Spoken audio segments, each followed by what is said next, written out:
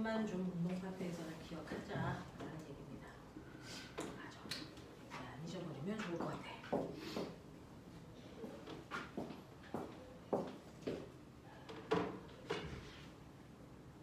이제 잊어버리면 네 탓이야.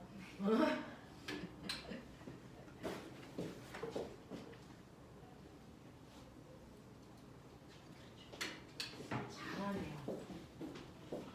네, 이제 집에 가서 일주일 동안에 한 번도 안 보다가 오면 다음 주에 또 모르거든요. 집에 가서 한 번씩만 기억하면 되고 수업 시간에 쳐 졸면 뒤지고요.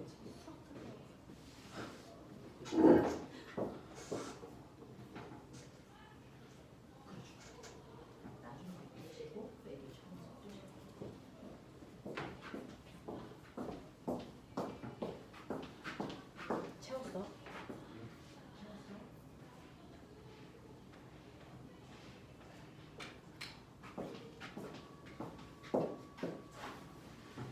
세훈, 너도 수학하고 갔다 왔냐? 왜 힘이 없어? 왜?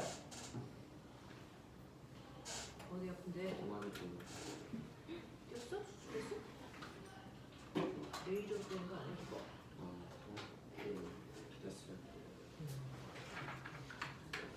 네. 자, 그래서 이 정도는 여러분들이 필수적으로 역학을 공부하면서 머릿속에 집어넣어 주셔야 되는 내용입니다. 자, 그 다음에 두 번째 내용이요. 우리가 물리는 누적되어 있어요. 첫 주에 했던 거 등가속도 운동, 두 번째 했던 게 지난 시간과 연결된 뉴턴의 운동 법칙. 기억나?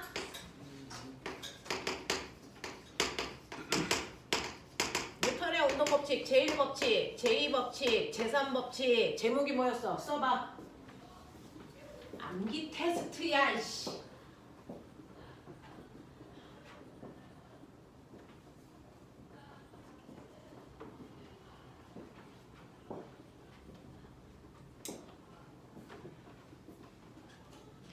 적어도 다른 애들한테 물리 때문에 밀리지 말자.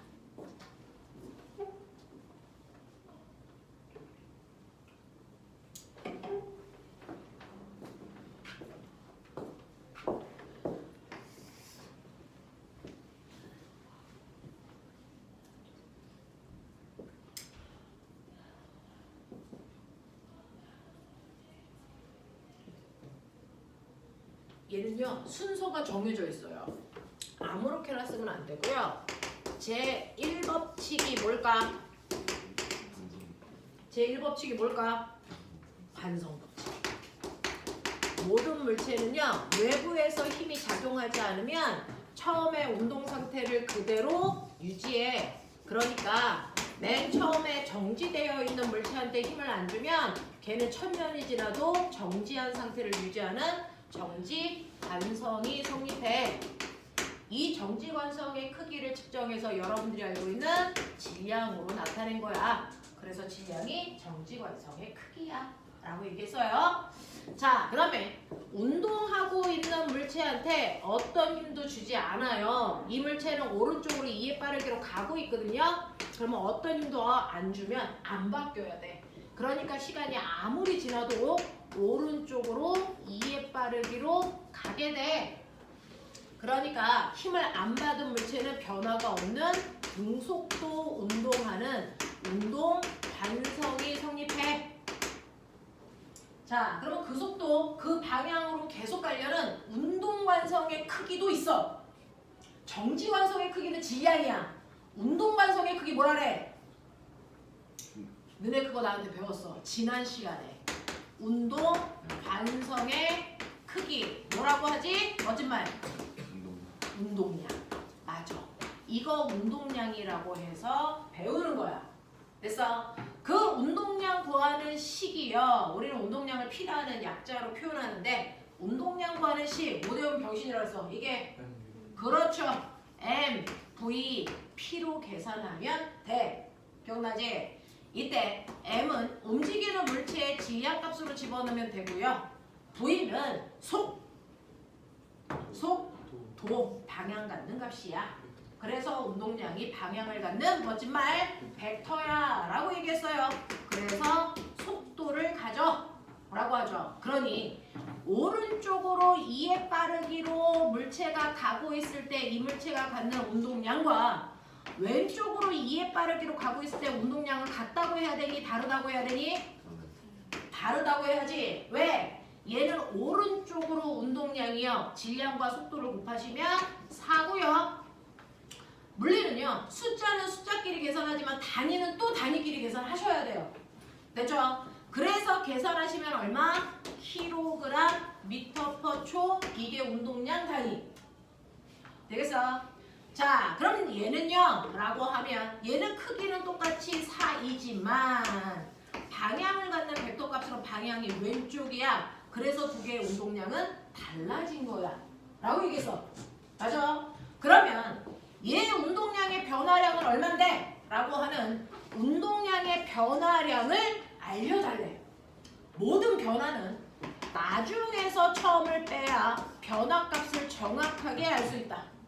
근데 방향을 갖는 벡터 값들은 방향도 계산한다.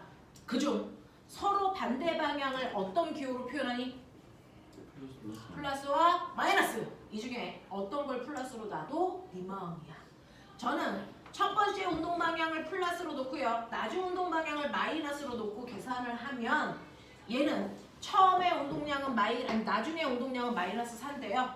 처음에 운동량이 플러스 4인데 이걸 빼면 운동량의 변화량은 나중 방향인 마이너스 방향으로 8만큼 바뀌었다는 얘기죠. 그 나중 방향이 어딘데? 왼쪽입니다. 라고 해요. 그래서 얘는 왼쪽 방향으로 운동량이 무려 8만큼 변했어요. 이 얘기야.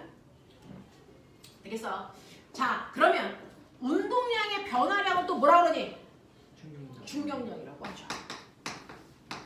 됐어? 그래서 운동량이 바뀌었으면 충격량을 가져요 라고 얘기하죠. 얘는 충격량이 무려 마이너스 8, 왼쪽으로 8입니다. 됐어? 이렇게 된다 라고 하는 운동량을 변화시키는 근본 원인은 뭐야? 얘 가다가 왜 바뀌었어? 힘 받았으니까. 멋집니다. 모든 운동 상태의 변화는 힘입니다. 힘. 그러니까 얘가 가다가 운동 방향이 바뀌어서 결국은 운동 상태가 바뀐 거거든요. 그러기 위해서는 힘을 받아야 되는데 혼자서는 못 바꿉니다. 누구로부터 힘을 받았죠? 자, 누구로부터? 가다가 벽이랑 충돌했다 그러면 벽으로부터 힘 받은 겁니다. 됐어? 근데 벽에 부딪혀서 나올 때까지 그 유명한 접촉 시간이 얼마냐에 따라서 받은 힘의 크기는 달라져. 왜? 운동량의 총 변화량은 순간 충돌할 때 받은 힘과 접촉 시간의 곱이니까. 그러니 운동량의 변화량이 마이너스 8이라면 얘가 접촉 시간이 0.1초 동안이었다면 접촉할 때 순간 왼쪽 방향으로 무려 80N의 힘을 받았다는 뜻이겠죠. 그죠? 근데 접촉 시간이 0.1초가 아니고 1초라면 운동량의 변화량이 똑같이 8이라도 얘는 순간 받은 힘은 8N만 받았구나 라고 하는 걸 판단할 수 있다. 그래서 접촉할 때 충돌하는 시간이 길어질수록 받은 힘의 크기는 작아진다고 보는 게 맞다라는 거죠. 그러면 우리가 사고가 났을 때 사람들이 다치는 이유 딱 하나다. 충돌할 때 얼만큼 큰 힘을 받았느냐. 이 값으로 죽을 수도 있고 멀쩡할 수도 있다. 그러면 다치지 않기 위해서는 최대한 받는 힘의 크기를 줄여야 되는데 그러기 위해서 충돌 시간을 늘리면 된다. 이해해? 네. 그 충돌 시간을 늘리기 위해서 자동차 속에는 뭐가 있어? 에어백이 있어. 그래서 에어백은 충돌할 때 쿵 하고 멈추는 게 아니고 쿵쿵 쿵쿵쿵 하기 때문에 접촉 시간을 길게 해. 그래서 순간 받는 힘의 크기를 엄청 줄여주는 효과야 라고 얘기했어. 이해해? 이해입니다. 그래서 지난 시간에는 선생님이 뉴턴의 운동법칙 하면서 주로 무게를 뒀던 건 뉴턴의 운동법칙 중에서 두 번째 제2법칙, 한국말로 뭐게? 가속도 법칙. 실제로 가속도의 크기를 결정하는 건 말해. A는 n분의 F. 가속도의 크기를 결정하는 건 그 물체의 질량과 그 물체가 받은 알짜 힘의 관계야 라고 하는 거. 그래서 가속도의 크기는 A는 n분의 F로도 구할 수 있어. 여기에 여러분들 방점을 뒀어요. 가속도의 크기 이렇게 구하는 거야. 똑같은 물체라도 받는 힘이 2배 커지면 가속도 2배 커져. 근데 똑같은 힘을 주더라도 물체가 2배 무거워지면 가속도는 절반으로 줄어 라는 얘기입니다. 그래서 가속도를 결정하는 건 그 물체의 질량과 물체가 받은 알짜 힘에 의해서 결정되는 거야. 이 부분을 강하게 설명했었어요. 그쵸? 자, 그 다음에 뉴턴의 운동법칙 중에 세 번째 법칙, 제3법칙이 뭐였게? 그렇죠. 모든 힘은 항상, 중학교 1학년 때 배워. 모든 힘은 항상 2개의 힘이 동시에 생겨. 그 2개의 힘을 각각 나는 하나는 작용, 하나는 반작용의 두 힘으로 풀을 거야. 그래서 작용, 반작용, 법칙. 예를 들어볼게. 선생님이 누굴 칭해? 그렇죠. 유명해. 되죠? 자, 그러면 선생님이 일단 작용할게요. 힘을 줄게요. 자, 손이 칠판을 10N의 힘으로 쳤죠. 그러면 이 순간 동시에 반작용의 힘도 같이 생기는 거야. 시간차도 없어. 그 반작용의 힘은 뭘까요? 말할 수 있는 방법. 주어와 목적어만 바뀌고 나머지 바뀌는 건 존재할 수 없어. 그러니까 뭐야? 칠판이 누구를? 손을 얼마? 10N의 힘으로 뭐 했다? 쳤다. 이렇게 되죠. 그걸 이제 빈 종이에다가 이 그림의 화살표를 그려. 손이 칠판을 10N의 힘으로 치는 걸 F1. 반작용의 힘은 F2. 그려봐.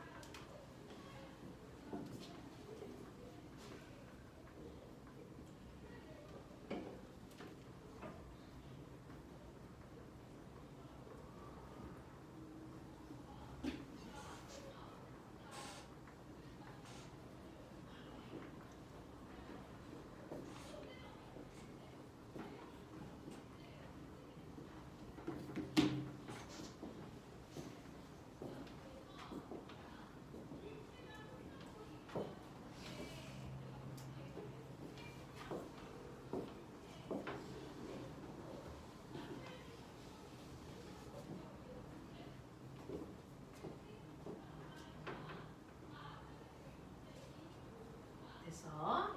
살짝 그림 구경할까?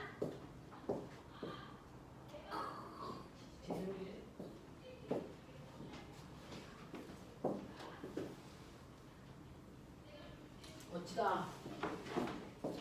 언니 오빠들은 한번 했기 때문에 잘하는 거야.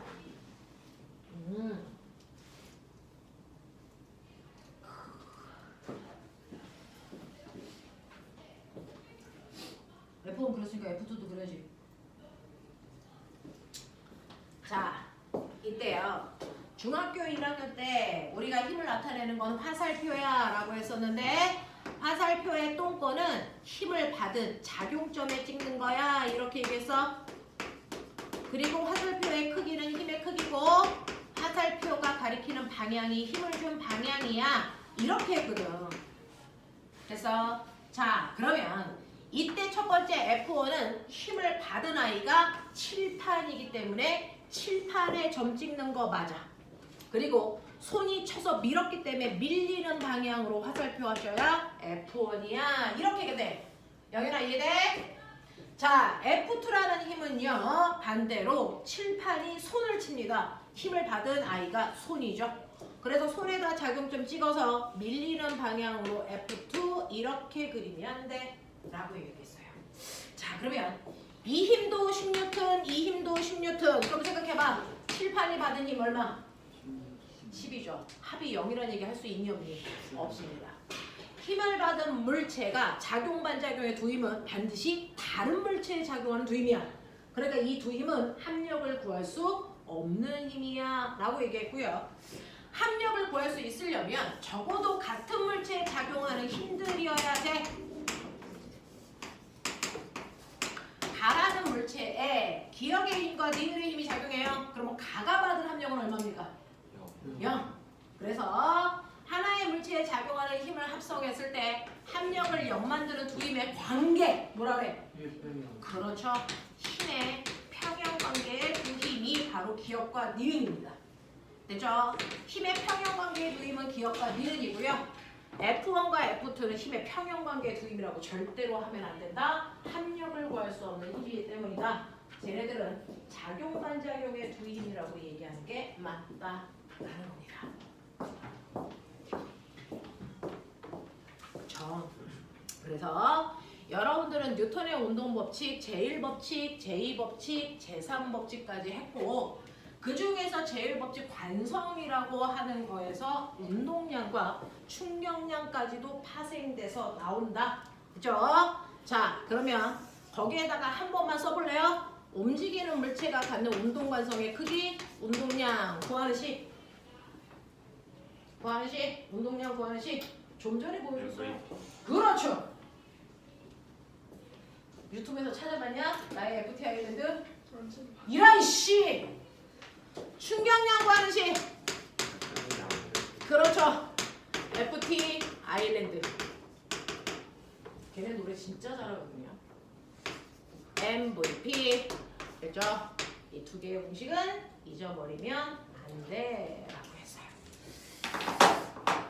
자, 그렇다면 영현아, 못 풀겠으면 놔도 돼. 너는 안 배운 내용이라 그래. 언니 오빠들 10문제.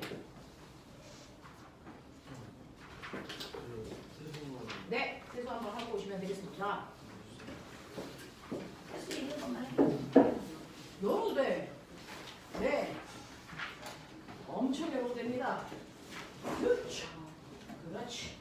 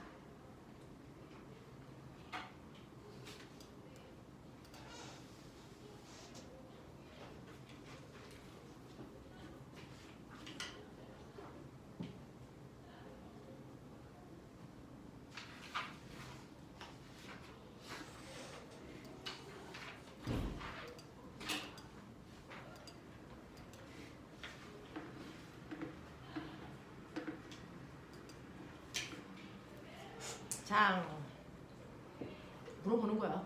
시간 모자란 사람. 제가 시간을 체크를 못해서요. 시간 모자란 사람. 네. 다음에 얘기해줘.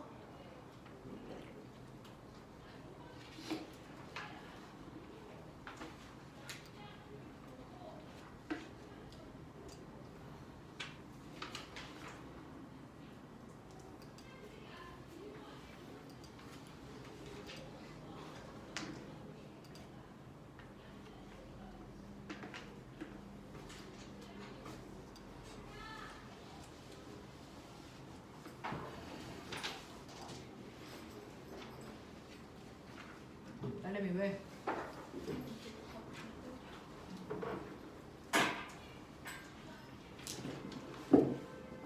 나랑 수지 동생 때리는 줄 알고 깜짝 놀랐네.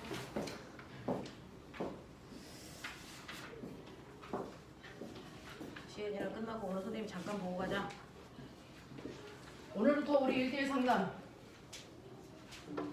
어이씨. 1대1 상담.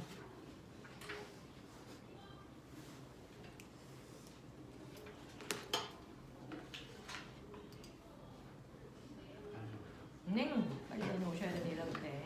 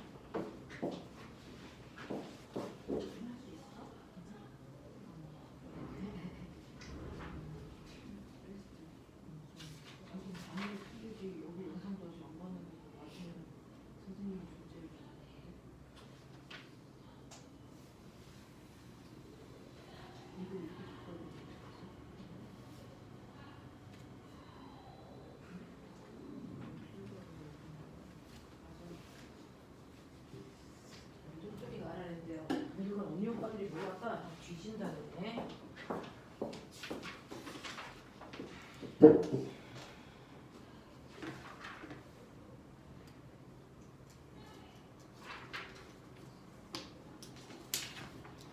세훈아 다 풀었어? 다 풀었어?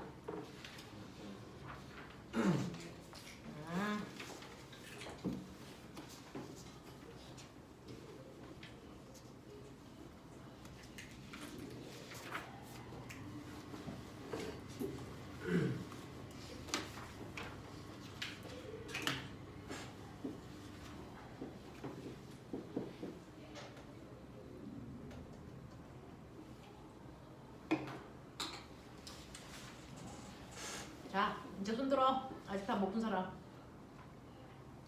됐어? 됐어? 꼬맹아, 우리가 하고 있는 레벨 1 과정은 개념 소개 과정이야. 이게 익숙해지려면 레벨 2 과정에서 문제 많이 풀어놔야 돼. 첫 번째 레벨 1에서 완벽하게 잘할 거라는 건 약간 욕심. 우리가 그렇게 장벽이 낮지가 않아서. 그래서 끊임없이 복습하면 돼.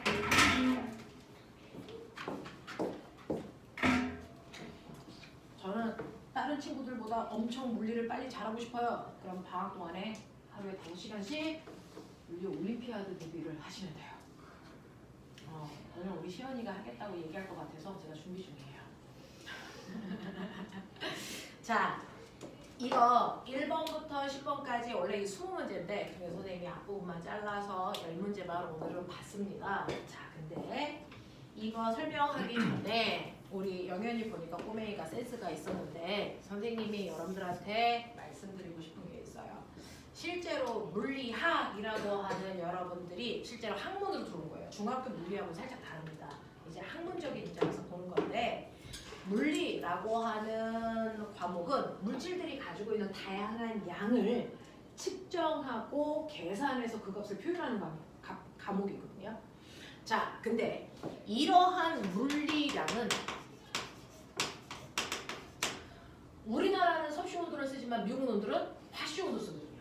그죠? 그러면 어떤 값은 섭씨로 표현하고 어떤 값은 화씨로 표현하고 어떤 온도는 절대 온도로 표현해서 값을 나타내면 이 값이 같은지 다른지 다시 환산해야 되는 불편함이 있어. 그래서 모든 과학은 그래서 표준 단위로만 계산해서 논문 발표를 할 수 있어. 그러니까 학술적으로 발표하는 모든 단위는 국제 표준 단위를 사용해야 됩니다. 하다못해 북한도 국제 표준 단위를 이용해서 발표합니다. 자, 그러면 이러한 물리량을 나타내는 국제 표준 단위가 우리는 SI 단위라고 하는 7개 단위 쓰는데 적을 필요는 없고요. 그 중에서 여러분들이 고등학교 때부터는 나와 있는 모든 것들은 표준 단위로만 계산합니다.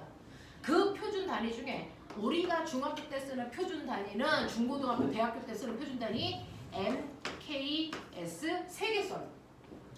MKS라는 3개의 단위를 씁니다. 그래서 자, 그 중에서 M이라고 하는 건 뭘 나타내는 단위일 거냐? 이거 맞아. 길이야. 질량은요. 질량이라는 걸 나타내는 기호가 있고 단위가 있어요. 기호는 매스의 약자 M 씁니다. 근데 단위는 뭐예요? 킬로그램이에요. 맞아? 지금 선생님이 여기 보여드린 거 이거 단위거든요.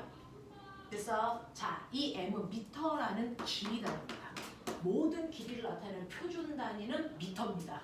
센티미터, 킬로미터 안 씁니다. 그래서 여러분들이 뭔가를 잴 때 그 길이를 나타내는 단위는 무조건 미터 단위로만 계산해야 됩니다. 라는 뜻이에요. 자, 이 K는요. 어떤 단위를 표현하는 거냐면 질량 단위. 질량의 단위는 킬로그램도 있고 그램도 있고 밀리그램도 있는 거 아시죠? 그 중에서 표준 단위 뭐다? 킬로그램이다. 라는 겁니다. 그래서 모든 물리량을 계산할 때 킬로그램 단위로 계산합니다.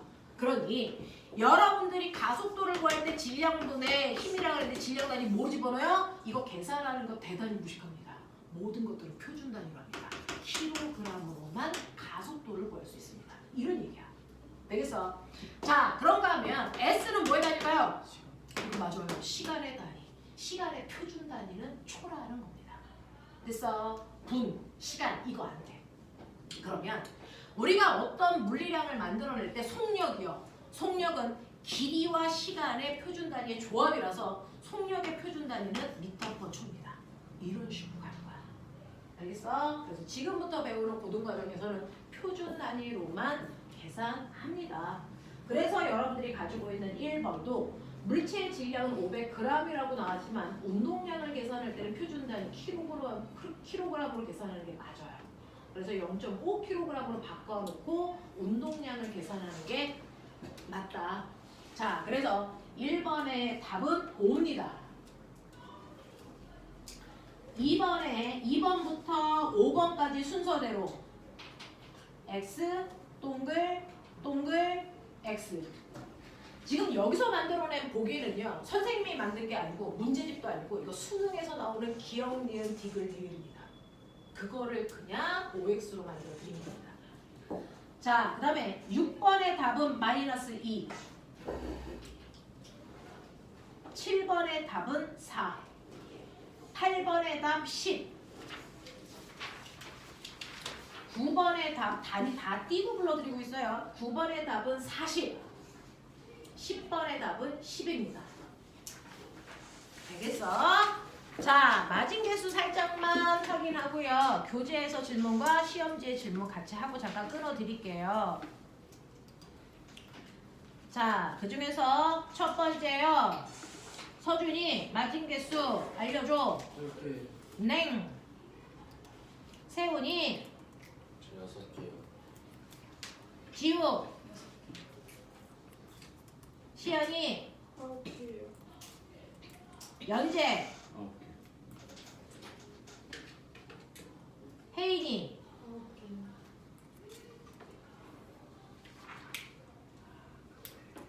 시은이. 영현이. 6개 중에서. 네, 잘하셨어요.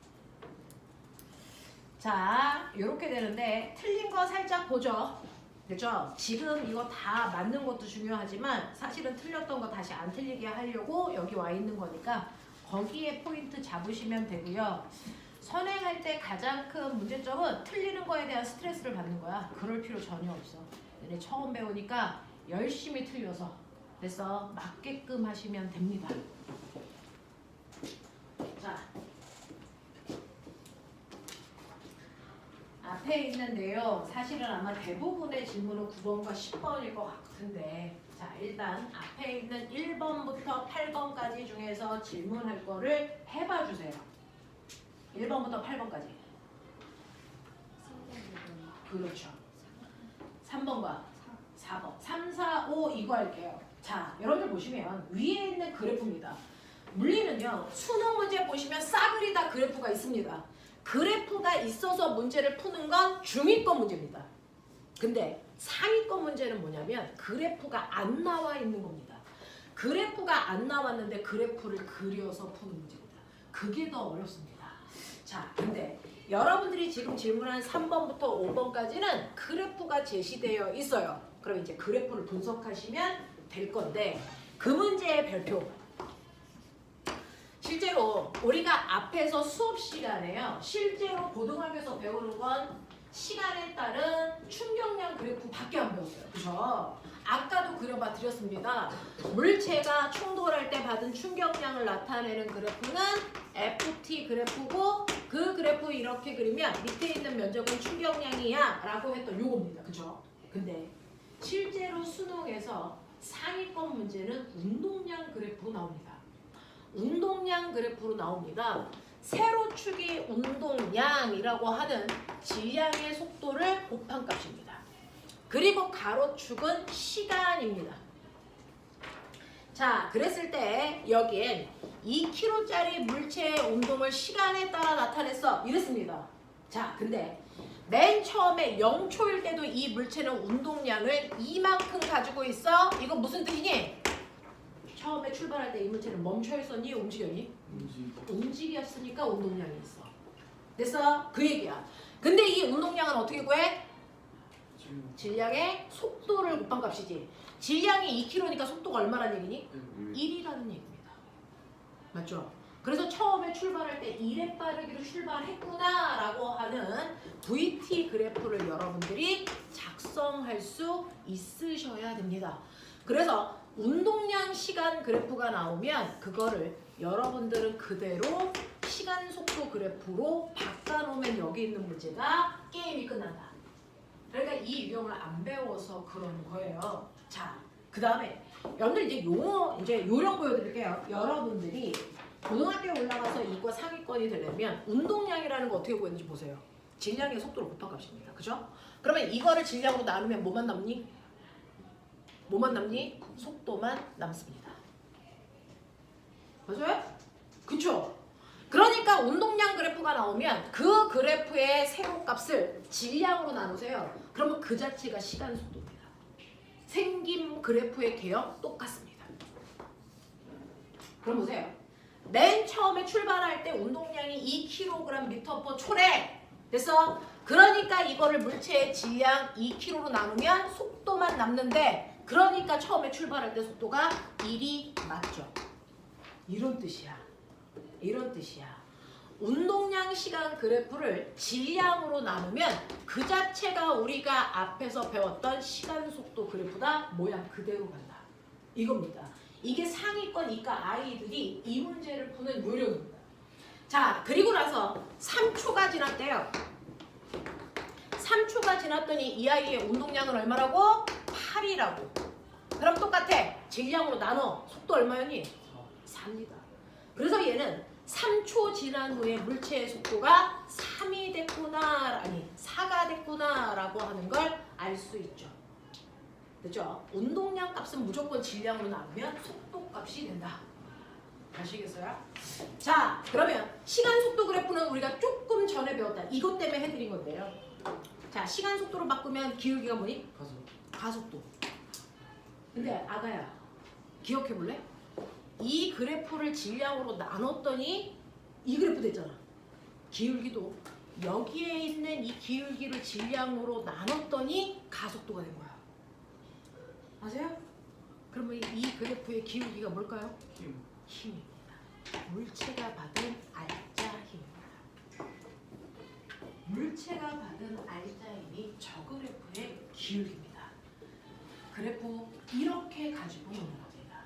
이렇게 가지고 노는 겁니다. 그래서 실제로 운동량 그래프를 질량으로 나누면 시간 속도 그래프고 시간 속도 그래프에서 기울기가 가속도라면 나누기 전 이 기울기는요.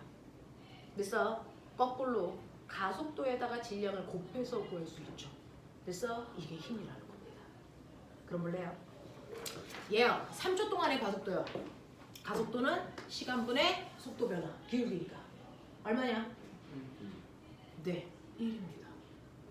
그래서 시간분의 속도 변화량 1입니다.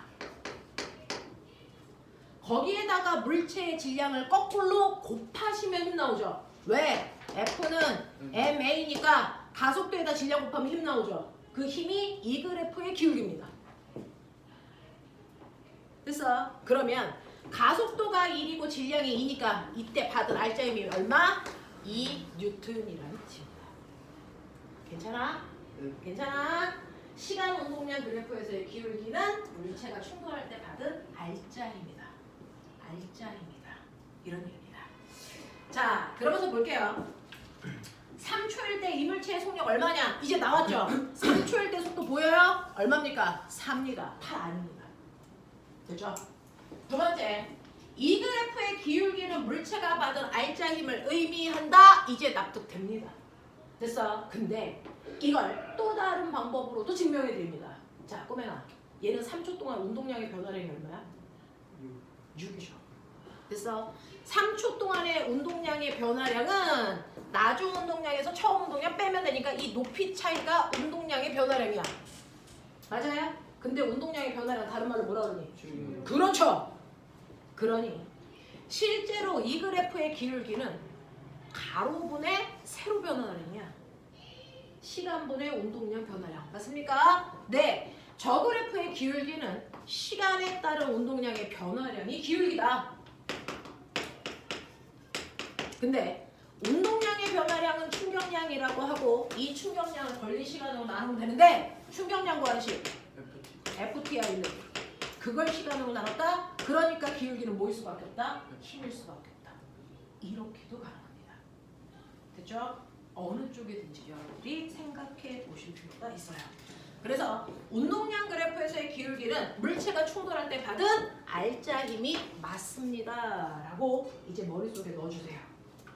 그 다음에 4번 보시면 0에서 3초 동안 물체가 받은 힘의 크기가 그래서 얼마야? 구해드렸습니다. 2뉴턴이라고 이제 얘기할 수 있으셔야죠.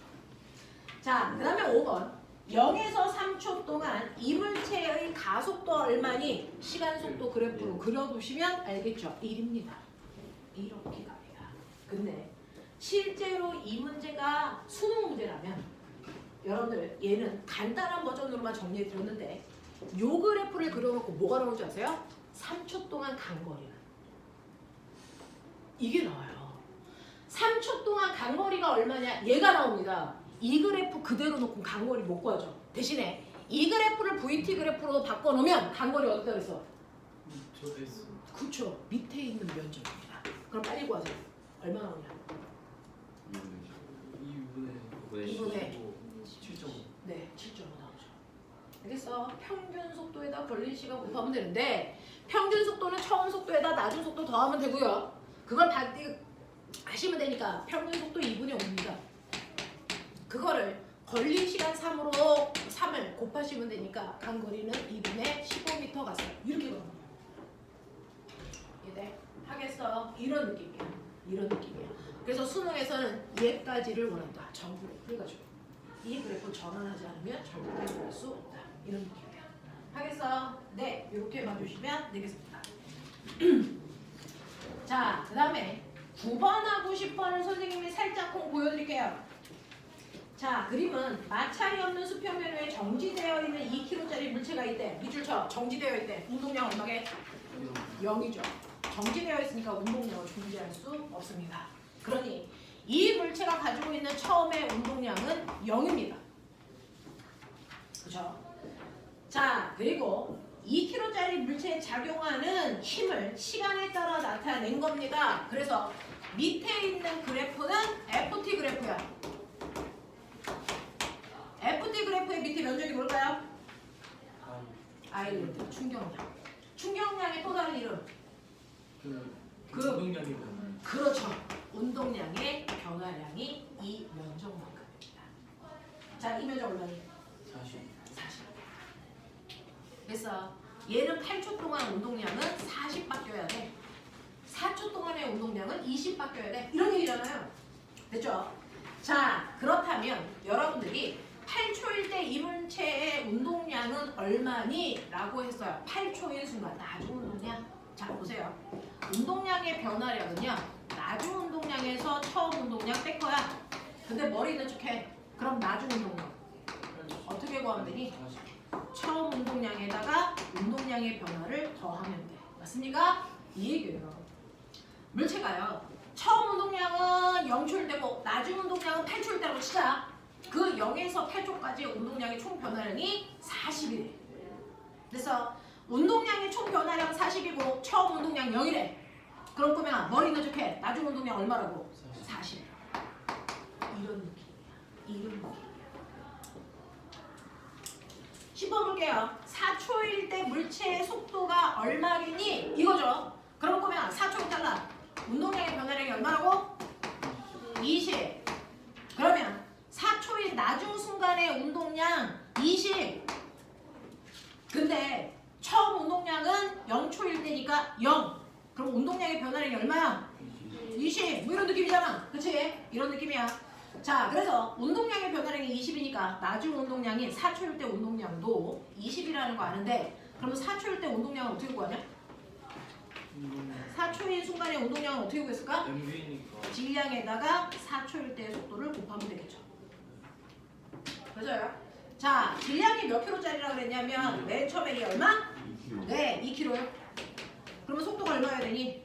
10이어야 4초일 때 운동량이 20 나올 수 있어요. 여기서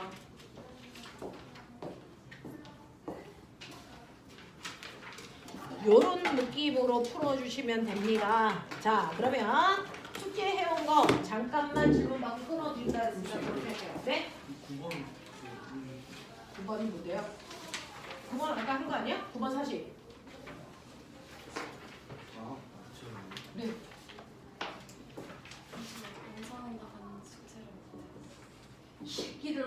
첫. 자, 다음 주까지 안 해오면 나 너네 집에 간다.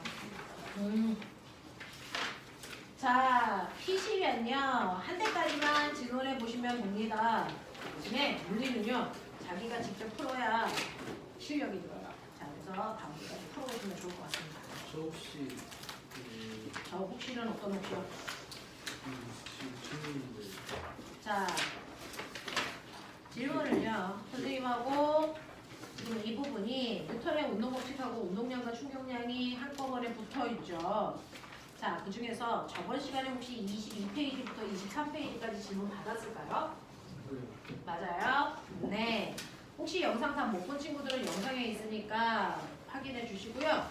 영상에 칠판이 잘 안 보여요 라고 하면 칠판 보지 말고 그냥 소리만 듣고 오시고요. 모르겠는 거 저한테 질문하시면 제가 다시 설명하도록 할게요. 영상이 너무 멀었나 봐. 자, 24, 25페이지요. 질문해 보세요. 50번 몇 번?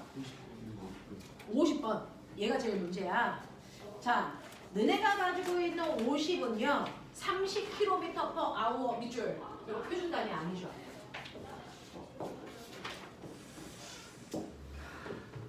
우리가 운동량 구할 때 표준 단위가 뭐여야 되니? 미터/초여야 돼. 이제 아시겠죠? 그러면 36km/h는 몇 미터/초일까요? 10입니다. 10입니다. 그래서 36km/h는 10m/초와 같은 빠르기입니다. 왜? 킬로미터, 미터로 바꾸셔야 됩니다. 그래서 36 다음에 공 3개 붙여야 미터. 자, 그리고 말을 물어볼게요. 1시간이 몇 초냐? 3600초죠. 60초 아니죠. 그러면 시간도 초로 바꿔야 되니까 3600초. 그래서 약분하시면 얼마 나오니? 10이야. 자, 근데 거꾸로 하나만 넣으세요. 꼬맹아. 36km/h가 10이라는 걸 아예 외워버려. 그러면 72km/h가 시리아라고 해서 시리아가 대답했어. 이 새끼는 부를 때는 대답을 안 하고 아무 때나 튀어나와. 자, 72km/h가 얼마나 하게? 22 그렇죠. 이렇게요. 그래서 여러분들 중학교, 고등학교 책을 보면 표준 단위가 아닌 km/h가 나올 때 그냥 나오지 않습니다. 36의 배수로 나옵니다. 그래서 요 정도는 외우고 가시는 게 시간 낭비 안 합니다. 요 정도는 외우고 가시는 게 시간 낭비하지 않는다. 자, 그래서 여러분들이 보시면 36km/h의 속력으로 1000km짜리 자동차가 그래서 네, 5초 만에 정지했다. 이 자동차의 브레이크에 작용한 평균 힘이 얼마냐? 라고 하면 저는 이 상태요. 얘는 36km/h니까 바꾸면 10m/초야. 근데 얘가 속도가 줄어서 5초 만에 멈췄어. 이런 얘기야. 그랬을 때 이 그래프의 기울기 뭐라고? 이 그래프 기울기 뭐라고? 가속도. 자, 그러면 가속도 구해볼까요? 얘는 속도가 일정하게 줄어드는 그래프. 그래서 가속도는요 언제나 시간분의 속도 변화량으로 구하면 되고요. 속도 변화량은 무조건 나중 속도에서 처음 속도 빼는 거야. 맞지? 자, 나중 속도 얼마니? 0. 처음 속도 얼마니? 10을 빼니까 얘는 속도 변화량이 마이너스 10이 5초 동안 일어났어.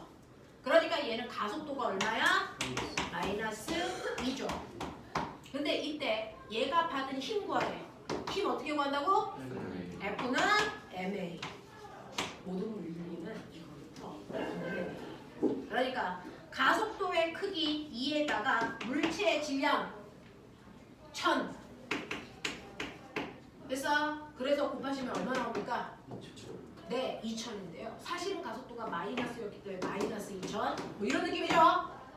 되겠어? 근데 여기에서 구하는 건 힘의 뭐만 구하래? 크기니까. 그래서 방향 쓸 필요 없어. 그래서 2000N이야. 이렇게 갑니다. 그죠? 크기만 쓰라 그랬으니까 절대값만 쓰시면 되겠습니다.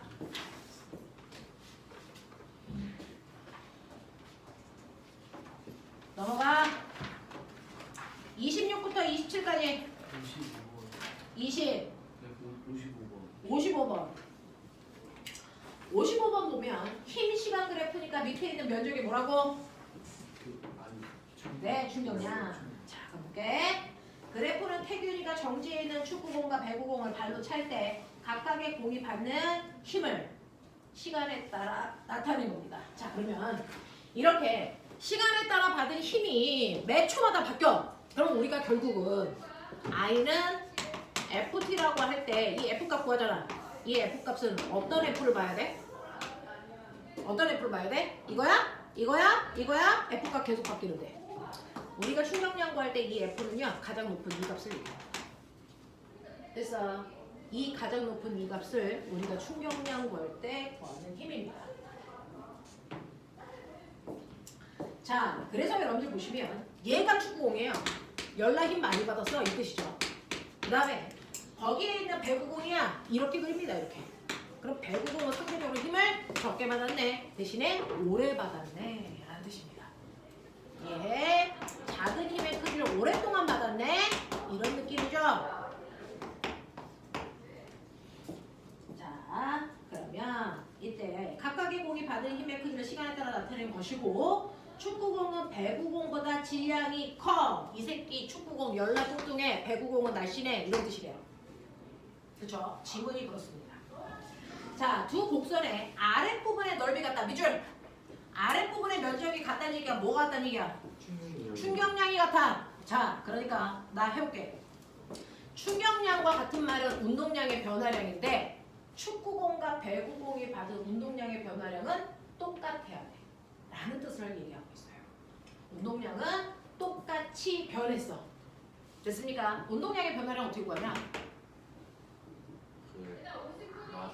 나중 운동량에서 처음 운동량 빼면 돼. 근데 꼬맹아 첫째 줄 읽어. 애새끼들 맨 처음에 뭐 하고 있었대? 정지. 그러니까 처음 운동량은 둘 다 0. 그러면 운동량의 변화량이 결국은 뭐야? 나중 운동량이야. 맞아? 근데 축구공이나 배구공이나 운동량의 변화량이 똑같다는 건 나중 운동량이 어때야 돼? 같아. 그 얘기야. 그러면 이제 생각해봐. 생각하기 제일 좋은 건 숫자 주는 거니까 둘 다 운동량의 변화량이 100이라고 쳐봐. 그러면 축구공도 배구공도 나중 속도가 아니 나중 운동량이 100이야. 그렇죠? 나중 운동량 어떻게 구하게? 운동량 어떻게 구하게? 그렇죠. 질량 곱하기 속도죠. 근데 누가 뚱뚱해? 축구. 그러니까 축구공을 뚱뚱하게 10kg라고 하자. 됐어? 배구공은 날씬하니까 2kg라고 하자. 이렇게 하면 되겠지? 그러면 축구공의 속도 얼마니? 10. 배구공의 속도 얼마니? 50이라는 얘기야. 됐어? 이런 느낌이야. 운동량의 변화량이 똑같아야 되기 때문에 이 아이들은 나중 운동량이 같아야 돼. 처음 운동량이 0이었으니까. 자, 근데 두 물체의 질량이 다르대. 한 놈은 뚱뚱하고 한 놈은 날씬하대. 근데 운동량이 같다는 얘기는 질량이 큰 아이가 속도가 작다는 뜻이겠죠. 이렇게 갑니다. 그래서 자, 그렇다면 여기에 대한 설명으로 틀린 거 찾아봐 라고 하는데 이때 발을 떠나는 순간 축구공의 운동량은 어떻습니까? 발을 떠나는 순간에 축구공의 운동량은 나중 운동량이죠. 됐죠? 네, 두 공의 운동량은 같다? 맞는 얘기입니다. 두 번째, 발로 차는 동안 두 공이 받은 힘은 아니 충격량. 자, 충격량의 밑줄 같은 말 뭐야? 운동량의 변화량. 그거 어떻다고? 같다고. 그 얘기야. 세 번째, 배구공에 작용하는 자 힘이 작용한 시간이 축구공에 작용하는 힘과 같니? 힘준 시간이 같니? 네. 힘준 시간이 같니? 요 시간이 같니? 이거 다르죠? 누구한테 힘 더 오랫동안 줬어요? 배구공한테. 더 오랜 시간 동안 줬어요? 같지 않습니다. 축구공에 작용하는 밑줄 쳐. 충격력이 무슨 뜻이야? 힘. 그렇죠? 축구공에 작용하는 힘은 배구공보다 크니? 자, 누구한테 힘 더 많이 줬다고? 축구공. 보이죠? 그죠? 네, 축구공에 더 많은 힘을 줬네요. 라는 겁니다. 자, 다섯 번째.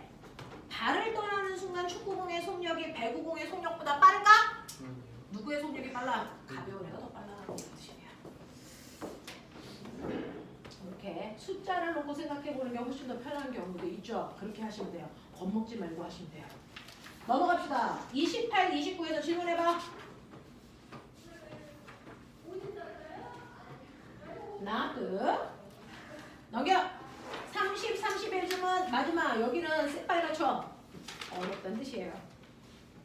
69번 90, 69 69. 자, 69는요. 70이요. 70. 됐죠? 69하고 70이요. 그래프는 같은 높이에서 질량이 같은 두 개의 달걀을 떨어뜨리는 건데 하나는 딱딱한 접시. 꼬맹아, 딱딱한 접시. 빨리 봐, 그래프. 접촉 시간은 방석보다 짧고 받은 힘의 크기는 크다. 됐죠? 방석은요 상대적으로 접촉 시간이 깁니다. 왜? 퉁퉁퉁퉁퉁 에어백처럼 튕겼을 거니까. 대신에 그 순간 받는 힘의 크기는 작다. 됐죠? 근데 이건데 꼬맹아 그럼 밑에 있는 넓이는 어떨까? 같죠. 왜? 실제로 똑같은 달걀이 똑같은 높이에서 떨어져. 됐어요? 네. 예를 들어서 이 달걀 2kg짜리야. 타조야 이 새끼야. 타조 달걀 2kg짜리야. 됐어? 2kg짜리 타조 달걀이 A와 B가 있어. 똑같은 만큼 낙하해. 그러면 점점 위치 에너지가 감소해서 운동 에너지가 생기는 양이 똑같겠죠. 그러니까 바닥에 닿기 직전에 둘의 속력은 어떨까요? 같습니다. 같은 높이 낙하했으니까. 됐어? 그래서 바닥에 닿기 직전에 속력이 둘 다 10이었다고 치자. 그러면 여러분들이 보시는 충격량이라는 거 운동량의 변화량입니다. 나중 운동량은 맨 위에 멈춰 있었으니까 얼마? 처음 운동량은 얼마? 둘 다 0. 됐죠? 자, 바닥면에 충돌하기 직전 나중 운동량은 질량에다 속도 곱하면 되는데 둘 다 똑같습니다. 됐죠? 20입니다. 그러면 운동량의 변화량은 어떻습니까? 나중에서 처음을 빼면 되니까 20으로 똑같습니다. 저 10m/s를 가져가. 그냥 내가 준 거야. 그냥 내가 준 거야. 됐어? 네, 나중 운동량의 변화량 20입니다. 그러니까 다시 말해서 이 아이가 받은 충격량이 둘 다 같다는 거죠. 밑에가 시멘트고 밑에가 방석이라도 됐어? 떨어지는 동안 속도 변화가 똑같습니다. 되겠냐? 그래서 똑같은 달걀을 똑같은 높이에서 떨어뜨리면 바닥의 상황이 어떻게 다른지 상관없이 두 달걀의 운동량의 변화량이 같죠? 충격량이 같아. 그러니까 밑에 있는 그래프의 면적은 어때야 된다? 면적 어때야 된다? 같아야 된다. 이런 얘기입니다. 알겠습니까? 네. 자, 그래서 보시면 자, 떨어지는 동안 운동량에 대한 설명을 옳은 걸 찾아보세요 라고 했는데요. 그 중에서 기억. 접시 위에 떨어진 달걀의 충돌 전 운동량이 더 크니? 아니요. 둘 다 충돌 전의 운동량은 20으로 같아. 이런 얘기예요. 알겠죠? 제가 숫자를 줘서 그냥 숫자로 표현하는 것 뿐이죠. 떨어질 때 속도 똑같고 질량 똑같으니까 운동량은 같다라는 겁니다. 자, 니은. 방석 위에 떨어진 달걀은 충돌 후에 운동량이 더 큽니까? 라고 하는데 요거는 디귿 먼저 하고 올게요. 디귿. 두 경우 달걀의 운동량의 변화량은 같다. 이거 맞아 틀려? 맞아요. 이거 맞죠? 자, 근데 문제는요. 니은이 있어요. 니은은요. 그래프는 같은 높이에서 질량이 같은 두 개의 달걀을 하나는 폭신한 접시 위에 다른 하나는 딱딱한 접시 위에 다른 하나는 폭신한 방석 위에 떨어뜨렸을 때 각 달걀이 받는 힘을 시간에 따라 나타낸 건데 이때 두 경우 달걀의 운동에 대한 설명으로 맞는 걸 찾아보세요. 이거는 물투로 풀면 진짜겠죠. 물투로 풀면 진짜겠죠. 자, 보면 여기서 얘기하는 충돌 후는 언제를 얘기하니? 두 가지야. 방석에 탕탕탕탕탕 해서 아예 충돌이 멈춘 나중. 그러면 운동량 얼마야? 0. 근데 첫 번째 충돌 후는 어떨까? 아예 멈추는 게 아니고 방석은 튕기는 거잖아. 자, 왔어? 튕겨 올라. 근데 얘 튕기지 않아. 그러면 튕기지 않는 얘는 나중 운동량 얼만데? 0인데. 얘는 튕겨 올라갔죠. 그 속도가 10보다 작은 5여도 튕겨 올라갔어. 그럼 얘는 튕긴 후에 운동량이 0이니 아니니? 0은 아니야. 0보다 커. 무슨 말인지 알아? 튕겨 올라가면 운동량이 있잖아. 근데 얘는 멈추면 접시에 떨어지면 운동량이 없잖아. 그러니까 이 중에서 뭘 물어봤는지를 보셔야 돼요. 완벽하게 다 충돌해서 멈춘 순간을 물어봤을까? 아니면 한 번 튕겨서 다시 튕겨 올라가는 걸 물어봤을까? 얘는 뭐니? 얘는 뭐니? 다 끝난 거네. 얘는 다 끝난 후라면 그래서 운동량의 크기는 얼마여야 되니? 0이어야 되는 거야. 그러니까 방송 후에 떨어진 달걀의 충돌 후에 운동량이 더 크다. 만약에 둘 다 똑같이 멈췄으니까 그러면 이거는 틀리게 하는 게 맞아. 근데 만약에 튕겨 올라갔다면 충돌 후에 방석에 떨어진 달걀의 운동량이 더 크다는 거 맞게끔 하시면 돼요. 그래서 얘는 위의 조건이 아무것도 없습니다. 이렇게 문제 내시면 안 됩니다. 그래서 튕겨 올라간 후를 묻는 건지 아니면 완벽하게 다 멈춘 거를 묻는 건지 여기선 답을 몇 번으로 하셨어요? 1번이요.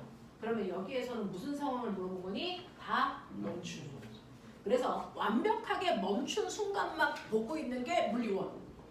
한 번 튕겨서 다시 올라가고 있는 걸 보는 게 물투입니다. 그래서 아까 물투로 설명하면 그래 라고 말씀드린 거예요. 되겠죠? 70번 갑니다. 접시 위에 떨어진 달걀만 깨졌다면 그 이유는 뭡니까? 자, 접시 위에 떨어진 달걀만 깨졌어? 그건 충격량이 커서니 힘이 커서니. 힘이 그렇죠. 실제로 죽었다 살았다를 결정하는 건 이 힘이죠. 충격량이 아니라 그랬죠. 그래서 달걀이 깨지는 건 순간 받은 힘의 크기가 훨씬 더 컸기 때문이다. 이렇게 가는 게 맞습니다. 알겠어? 네. 그래서 달걀에 작용한 충격력이 크기 때문이다 라고 하는 1번이 맞습니다. 이렇게 가는 게 맞아요. 자, 그 다음에 71번부터 73번까지 질문 없어? 확실해? 네? 네! 10분만 끌었다가 오늘 할 일을 합시다.